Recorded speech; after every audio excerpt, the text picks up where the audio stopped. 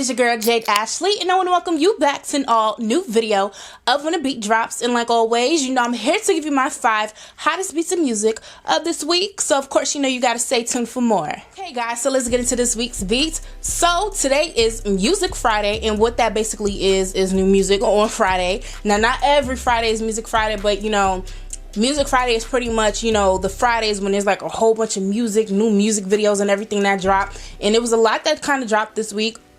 So, or on this Friday, I should say. So, you know, there's a couple of things I want to get into, so I'm excited about. So the first person I'm going to talk about is Drake. And I'm sure you guys probably knew that because that's all everyone is talking about right now. So Drake, he dropped his new EP, After Hours 2. So yeah, he gave us 3 new tracks. Everyone's waiting for his next album, which is Certified Lover Boy, and he announced not too long ago, and I don't know if I mentioned it when I started. Did I start? I don't know. When I started doing When the Beat Drops back again, I don't know if I mentioned it or not, but he did, you know, mention not too long ago that Certified Lover Boy is going to be a little delay on it, but you know, Drake, he came through with the new music, 3 new tracks, new music video. So After Hours 2, the tracks consist of What's Next, Wants and Needs featuring Little Baby, and then the third is Lemon Pepper Freestyle featuring the one and only Mr. Lemon Pepper himself, Rick Ross. So What's Next, that was a single that he actually had the music video for. And I know earlier this week I started seeing like photos kind of like going around, and it was like, oh, Drake is filming something here in Canada, and you can't see him, you couldn't see him in the photos and stuff like that. But once watching the music video, I was like, okay, so yeah, though it was Drake, but I mean, we really wasn't gonna know what it was really until the music video came out. But needless to say, he was filming the music video for What's Next, and Drake, he just like, I never really looked at Drake like that. Like Drake, you know, he was Drake from Degrassi, and he just became Drake the rapper, and like he just can't miss. But he looked real good in the music video. I've never looked at him like that before, but in this one music video, he looked real good. I'm gonna just say that right then and there. But yeah, he just can't miss when it comes to the music, can't miss when it comes to the lyrics and stuff like that. I know a lot of people, they like to kind of like challenge his pen game and whatnot, but I definitely think that What's Next, that was it. That's it. Mark my words, you know, the weather's starting to change, it's starting to break, you know, spring is upon us, you know, daylight savings is upon us and stuff like that. So definitely What's Next is definitely going to be one of the hottest records this summer. I don't know when we're getting Certified Lover Boy. I don't know if we're going to get it in the summer, but I can tell you for sure that What's Next is going to be one of those hottest records. So the video is dope, the song is dope, and yeah, like you know, Drake, he gives us something, and you know, everyone fiends over it. I think the last thing he gave us was the Laugh Now Cry Later, which was really big when he dropped it with him and Lil Durk. And now we have this Wants and Needs. You know, Lil Baby is really hot right now. Like Lil Baby can't miss neither. So it's like when you put Drake and Lil Baby together, you know, you're definitely gonna get a certified hit.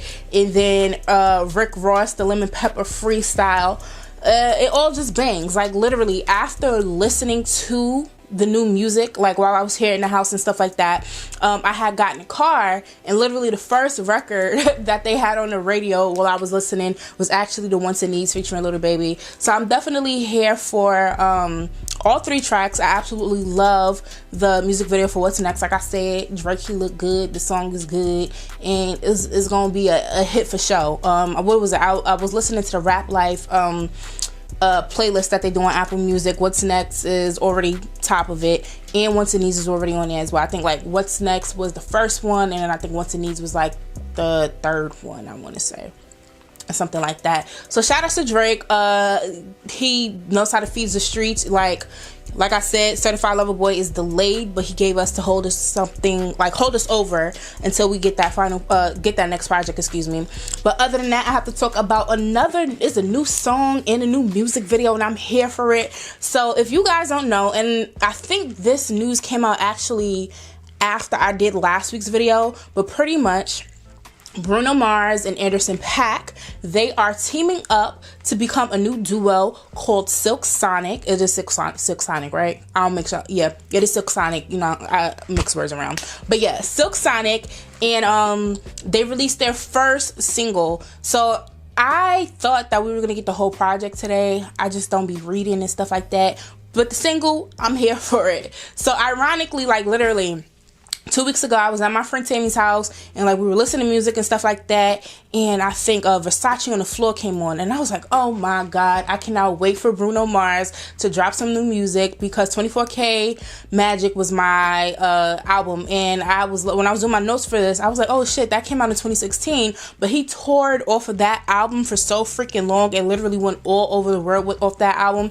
that it didn't even feel like 24K Magic came out in 2016. Here we are in 2021, and now I feel like I kind of spoke Bruno Mars up, because it was like that was 2 weeks ago. Here we go with a new Bruno Mars and Anderson .Paak Silk Sonic record and stuff like that. So what I like about the vibes that Bruno Mars and also Anderson .Paak, because Anderson .Paak, I don't think a lot of people kind of talk about how talented he is. Not only does Anderson .Paak sing, but he raps. Like, he's multi-talented. He plays instruments and stuff like that. He's just like a whole vibe within himself. Like, he have his own like kind of aura like that. It can only be Anderson .Paak.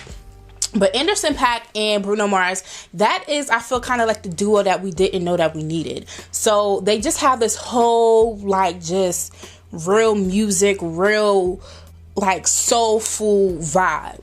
Like, they just give us really good vibes, and I think I'm gonna like this duo. I think I'm gonna like this project just based off of their first single, which is Leave the Door Open.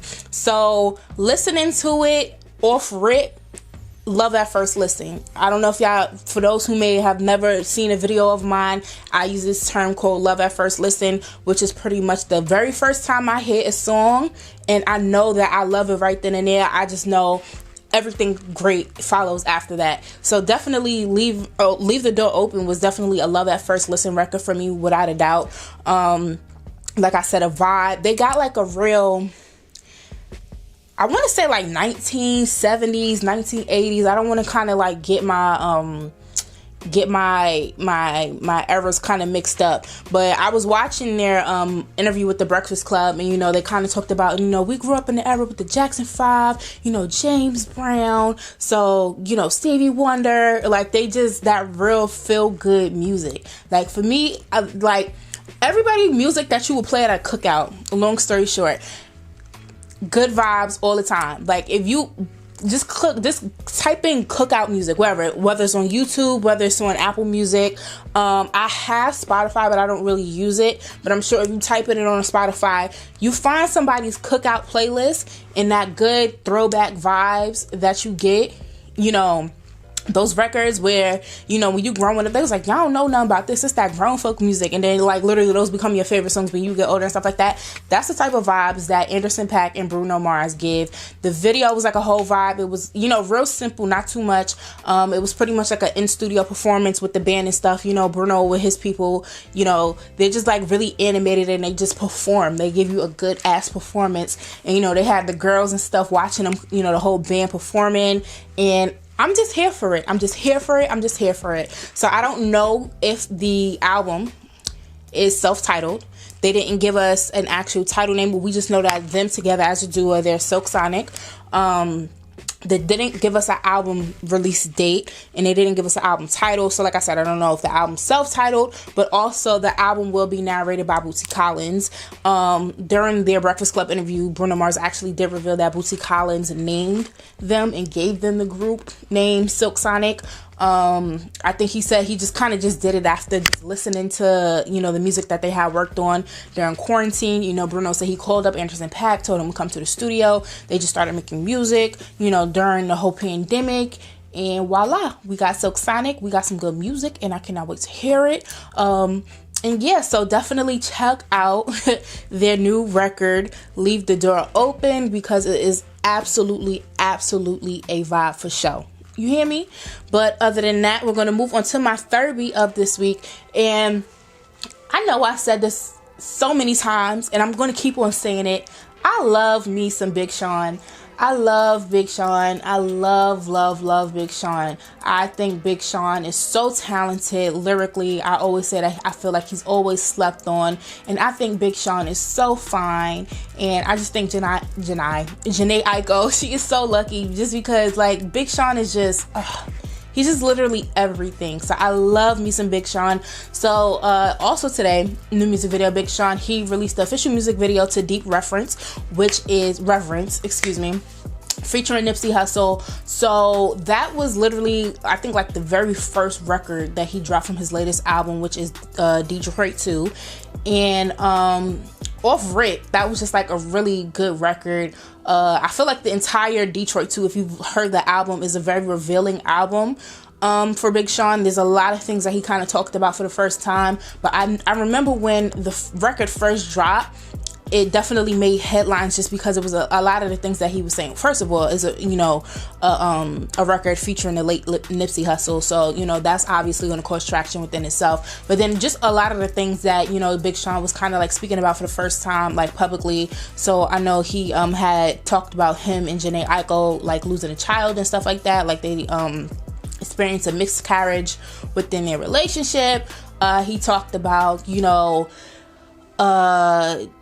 suicidal thoughts. I don't think it was on this record, but I know with one of the records on his album, he did talk about having like a heart problem and stuff, and how the doctors was telling him one thing, but he kind of did like the natural herbal like treatment stuff, and his heart ended up being good and whatnot. Like he talked about a lot of stuff. So I would definitely say, did I talk about Detroit 2 here? You know what? I think I talked about Detroit 2 during my sipping chat, because Detroit 2 came out like, I don't know. I feel like I talked about Detroit 2 on this channel somewhere. I had to. I feel like I had to. It wasn't when the beat drops though. It's somewhere on my channel. I don't remember where. But I definitely talked about Detroit 2 because like it really was like a really dope album. But the music video for Deep Reverence was absolutely just like it. Like it's as good as it's gonna get. Obviously we know Nipsey can't be in a music video, but I kind of feel like he paid homage to him in the right way. So he was out there in Cali, he had the Nipsey photo. I know it was like a painting of one of the last photos that Nipsey had took, because if you kind of remember, Nipsey, he shot the music video to Higher with DJ Khaled and John Legend like 2-3 days before he was actually killed. And it's this photo of him standing in all blue that was taken by Lenny S, and they actually ended up using that photo on the obituary for his service that they had at the Staples Center. But it was a painting of that photo and stuff like that. So you see like the photo like on a what's the thing called, a mount thing, the photo mount thing or whatever. You see it, and you see it like in different spots and stuff like that. It was real Cali, everything that Big Sean did on the album was more so like Detroit this and that. He had different people on his album kind of tell their favorite stories about the city of Detroit and whatnot. But for this was like so Cali. He had the, I guess it's called like the low riders. I'm not a car person, but just those real Cali cars, the one that do the jumping and stuff like that. Snoop was driving the car that he was in. Hit Boy, who produced it, he was in another car and stuff like that. And it was just like real Cali, a real good homage paid to Nipsey. I know the basketball court that they have out there that was dedicated to him, his face that's on it. There was another mural and stuff. Like it was just vibes. Like the song already is vibes, and Big Sean was looking good. The music, like it was just it. And actually Deep Reverence is actually the song that has Big Sean Grammy nominated this year. He is nominated for Best Rap Performance. And it's crazy because Nipsey, the year that Nipsey got killed in 2019, and that was I think Nipsey's first year ever being Grammy nominated. Victory Lap was nominated for a Grammy that year, 2019 February. Fast forward all the way to March 31st is when he actually got killed. And then you fast forward to the Grammys last year, 2020. He finally became a Grammy Award winner for, I think, Higher one. And I think he got another one. Racks in the Middle. I think it was Racks in the Middle, won a Grammy, and Higher won a Grammy. So Nipsey became a Grammy winner a year after he got killed.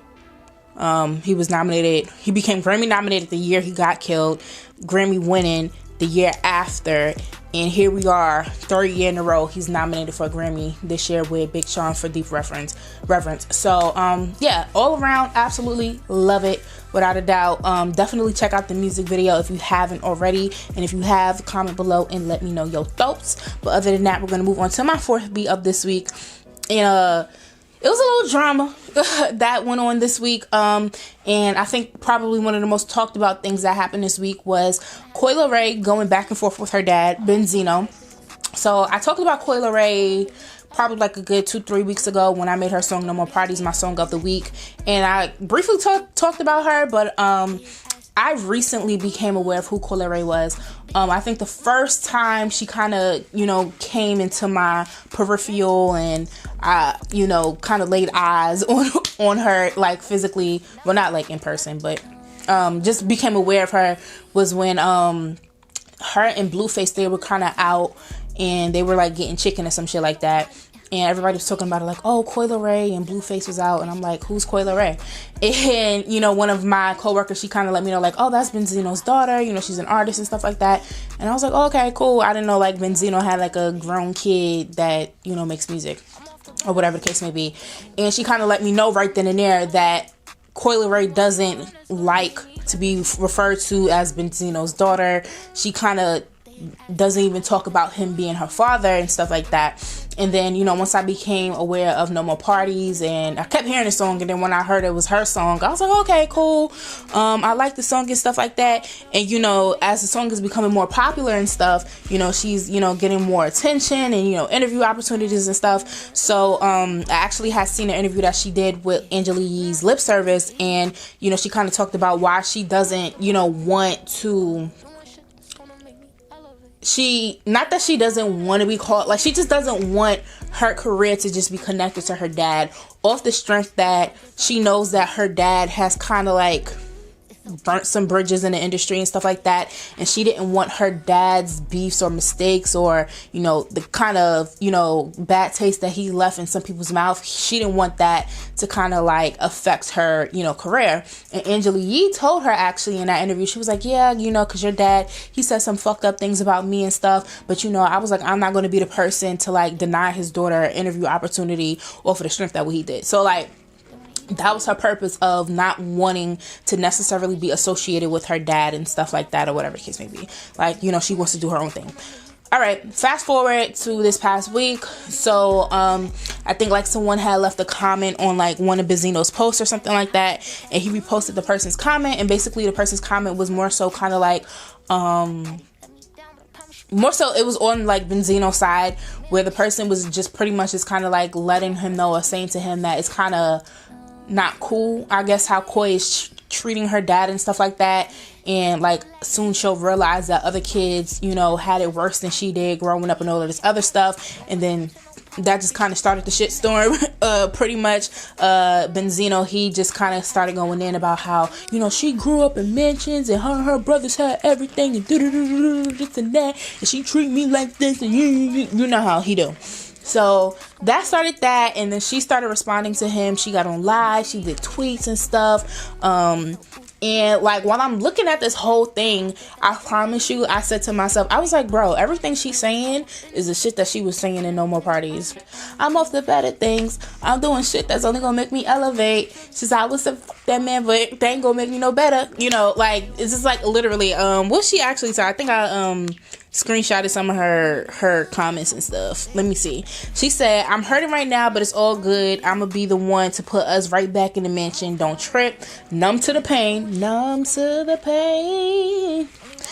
She said, I should have been a boy. You're right, because I would have knocked you out. I should have been a boy. You're right, because I would have knocked you out already. This is why I never wanted anybody to know. I'm embarrassed to be your daughter. And she was like, I would say that man, but that shit won't make me better.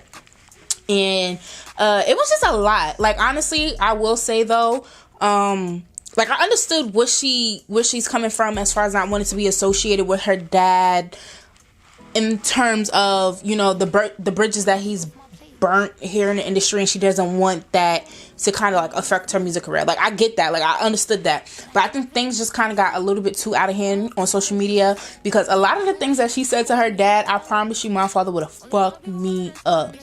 He don't care if I don't fuck with him. It's just like, out of respect for a parent that raised me, my dad would have fucked me up for half of the shit that Coi was saying to Benzino. that would have been my ass. I'm gonna just let y'all know that right now. I get where she's coming from with the industry part and stuff like that, but it's just like the stuff that she was saying couldn't have been me. It could not have been me. But yeah, I'm hoping that everything between Coi and Benzino works out. You know, hopefully, you know, we got some months until Thanksgiving and Christmas, so hopefully by then they work it out, you know. And that's just that. But other than that, we're gonna move on to my last beat of this week, and I have to talk about Nas. So pretty much, in a nutshell, Nas just let everybody know that today's rappers ain't fucking with him in 2021. He an OG in the game, and ain't none of y'all niggas out there fucking with him. Long story short, so recently he did an interview with the Financial Times, and pretty much they asked him about the current state of hip hop and, you know, like artists and stuff that, you know, he kind of likes from, you know, today's generation and whatnot. And he said, I appreciate what's out there, but there's no one keeping me up at night. I hear a new rap record and I think it's great, but I don't listen to it the next week. Pretty much, he think y'all cool, but y'all don't keep his attention long enough. However, he said the last rapper that was actually, you know, to impress him and stuff like that was Pop Smoke. He said, we were happy to see the young king come up. He was a breath of fresh air. The drill movement in London, Chicago, and New York is really exciting. And yeah, as a fellow Brooklynite, as a New Yorker and stuff like that, like Pop Smoke was really it for us here in New York.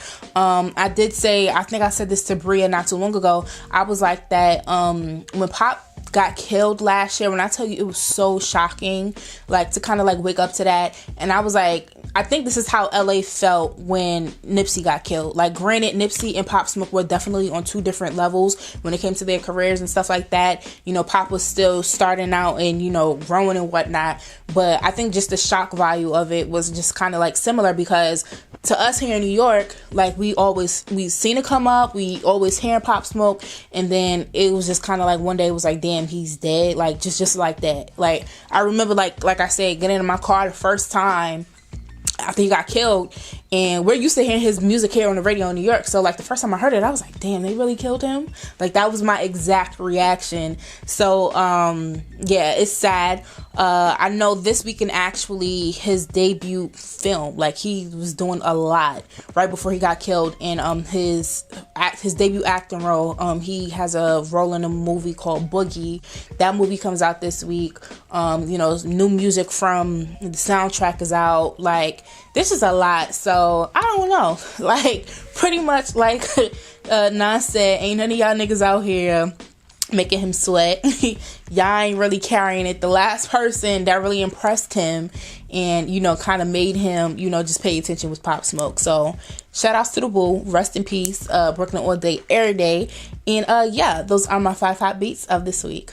Okay, guys, I want to thank you for tuning into this week's beats. And of course, you know I have to end every single video by reminding you guys to like, comment, subscribe, and share. It would greatly be appreciated. Now, y'all know I cannot end this video without giving y'all my song of the week. And my song of the week is going to have to go to Silk Sonic, aka Bruno Mars and Anderson .Paak with Leave the Door Open. Like I told y'all, that was a love at first listen record. So I feel like it's only right that I'm making my song of the week. So my song of the week, Leave the Door Open, Silk Sonic. Once again, I thank you guys for tuning in, and I will check y'all next time. So bye.